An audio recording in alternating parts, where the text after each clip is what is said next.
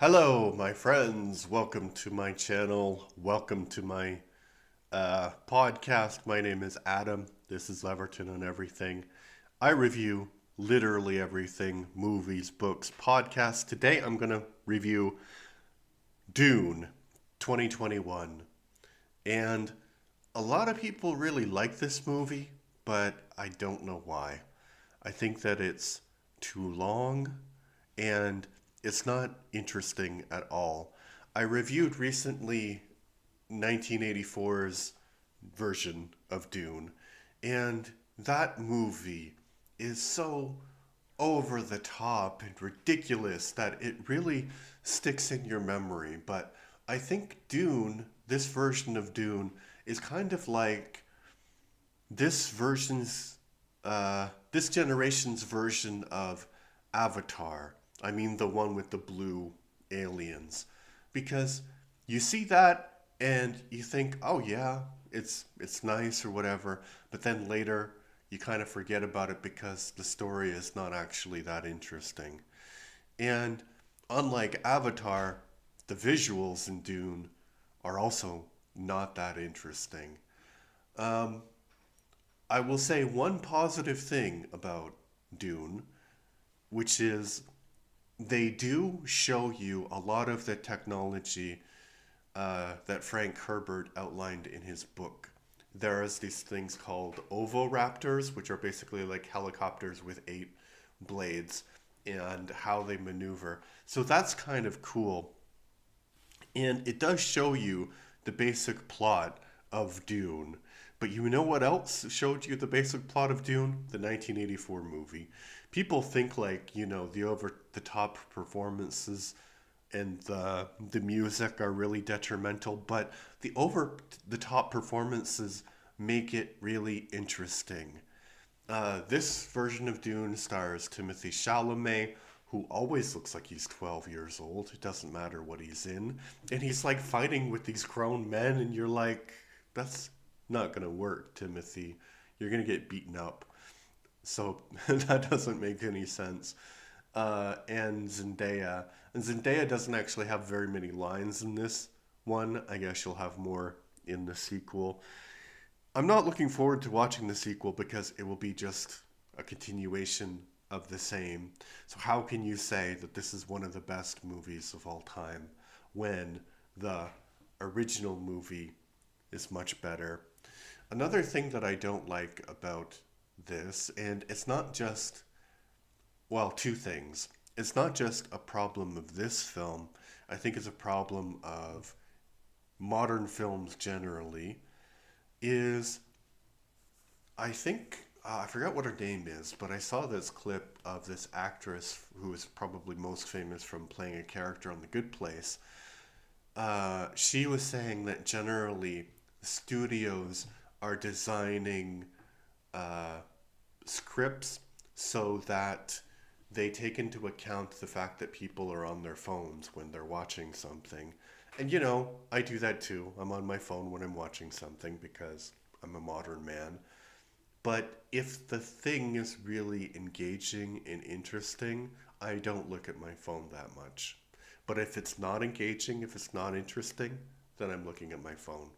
So, um, so she was saying that they do that. They're creating these scripts so that you know really simple things will be repeated and you'll be able to like hear it and focus on the movie and your phone at the same time. And people are like, oh my god, that's so horrible. But I think these two things that I'm about to say are the reasons, one of the reasons people would prefer to be on their phone while watching a modern movie. Uh, because these two things. First thing, the the sound audio is like completely messed up. So it's really, really hard for you to hear anything. So you have to use subtitles. And if the movie is like really, really long and boring, that's a lot of mental work to watch a movie. So why not just make the audio mixed well so you can hear it, like in the 1984 movie? The other thing is that the movie nowadays, they're all bland. There was this kind of meme a few years ago where they showed, oh, if you're in Mexico, the film has like this orange tint, or if you're in the Middle East, it has like a different kind of tint. But now it seems like every every modern production is very very bland in terms of color and patterns and stuff. Like the clothes that I'm wearing now, nobody would wear in a movie because they clash and right, but people wear stuff like this. You should see my pants. It's also great. I'll show you my pants. Look, because I'm at home and I'm recording. I'm recording. I'm recording on my for my video channel, for my review channel. I'm recording a review, so it doesn't matter what I look like. For me, I'm comfortable. But in this version of Dune, it's like the costume designers, they declared war on the concept of color because the House Atreides, who theoretically are the good guys in the saga, although there's not actually any good guys in this story, is they have these kind of militaristic uniforms, and I think in the new version they're black or gray. But in the 1984 version, they're kind of based on real uniforms, so they're green, which is the uniforms that people use in modern day. And this is supposed to be set 10,000 years in the future or something. So it would make sense that their uniforms would evolve. But why would they conquer the entire world, the entire universe, and be defeated by the concept of colors? It doesn't make any sense because you could wear whatever you wanted. You could wear blue or purple or red or green, but it's all black or gray. It doesn't make any sense. And it's not just this movie, of course. It's like a lot of movies. When they show like a medieval movie now, everybody is like dark gray and brown and stuff. Whereas medieval times, people loved color because it was a symbol of status. It was like, hey, I'm rich, I can afford purple, I'm the king, you know? And, oh, I like orange, I can be orange, I can have all of this expression.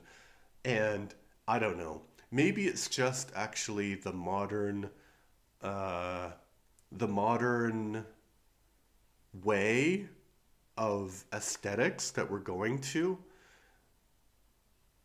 Like, think about cars. Like, generally, cars are in two colors, like black, maybe three, black, gray, or white.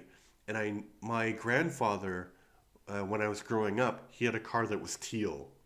Like you never see a teal car nowadays. And it was like a modern car. Like he went to a car dealership, got a teal, latest latest year, a teal car. So I think that might be the problem. That we're saying like we're putting our aesthetic into everything, and it doesn't make any sense because it's fiction. So color would be great. So those fix the audio and fix the color. Back to the movie itself, because those are two big problems that it has. The movie also has problems with being too restrained. And I think people love science fiction because it gives you a sense of what is possible, right? In the 1984 version of this film, it was so over the top. Baron Harkonnen, he floats around and he's got like ooze coming out of his skin, and it's just an over the top performance. And here, Baron Harkonnen mumbles evilly throughout, right? And he's not a threatening, menacing presence, which is crazy. And in the 1984 version, he has inserted like these things that he can pull out of people to like drain their blood, and he just does it for fun for people. And there are these kind of classes of people. One, I think, I forget what exactly they're called, but they do calculations, and they chew on this one particular drug, and they say this one thing, and they do the calculation, and they have like these really crazy eyebrows. They're like visually quite distinctive, and their lips are also distinctive, and that is mentioned in the 1984 version. It's hinted at in the current version, but it's not mentioned at all. So bad world building there. And then you have like these guild navigators who, in the 1984 version again, they mention that they have gone through thousands of years of evolution of, space travel, and it's done things to their body. And they look like these weird Jabba the Hutt creatures that move around in these big containers that contains them inside with the spice gas. And in the modern version, they're just normal looking people. So, what is up with that? I mean, maybe, I don't know if it's more accurate to the book or not, but I don't think it is.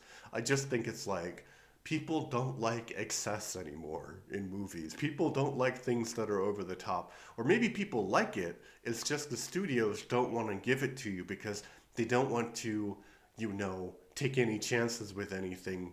And Dune was a big risk because, the 1984 movie was a catastrophe, and Dune is not a big franchise like Star Wars or Star Trek or Marvel or DC or whatever.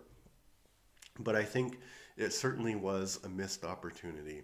So, did I like it? No. I talked to my son about it, and he said it was 3 hours of wasted time for him, and he loves watching movies. Well, I don't know if loves, but if he has his own opinions about things, but he said it was a waste of time.